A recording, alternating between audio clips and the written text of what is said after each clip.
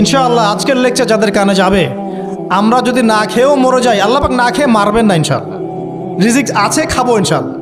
কিন্তু হয়তো বা অভাব হবে, টাকা পয়সা একটু কম হতে পারে, অন্যের 10তলা ফ্ল্যাট হবে, আমার হবে না, ঠিক আছে, অন্যের এত বিঘা বিঘা জমি আমার হয়তো হবে না।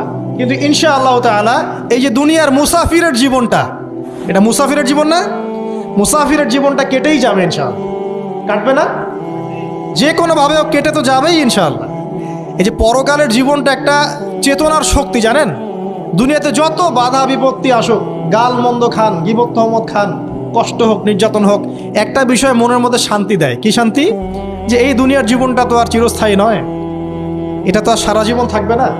ইনশাআল্লাহ এই অবস্থা আস্তে আস্তে পরিবর্তন হয়ে যাবে। ফাইন্না মাআল উসরি ইউসরা, পরকালে ইনশাআল্লাহ পাবো। দুনিয়াতে না পেলে কি হয়েছে, পরকালে পাবো ইনশাআল্লাহ। যুবক ভাই, এসব জেনা ছেড়ে দেন, আল্লাহ রাব্বুল আলামিন আপনার জন্য হুর রেখেছেন জান্নাত, ইনশাআল্লাহ পাবেন ইনশাআল্লাহ। এটা ছেড়ে দেন, সুদ ছেড়ে দেন, আল্লাহ পাক আপনার জন্য হাউজে কাউসার রাখছে ইনশাআল্লাহ, ঠিক আছে? অন্যায় পাপ ছেড়ে দেন, আল্লাহ রাব্বুল আলামিন আপনার জন্য জান্নাত রেডি করে রাখছে ইনশাআল্লাহ। এই দুনিয়ার জীবনটা ধোঁকা, একটা ছোট্ট জীবন, পুরা ধোঁকা, কিচ্ছু নাই এর মধ্যে।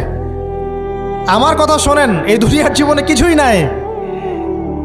চারপাশে অনেক কিছু মনে হবে, আপনার বাড়ি আছে, গাড়ি আছে, স্ট্যাটাস আছে, টাকা পয়সা, প্রতিপত্তি সব আছে।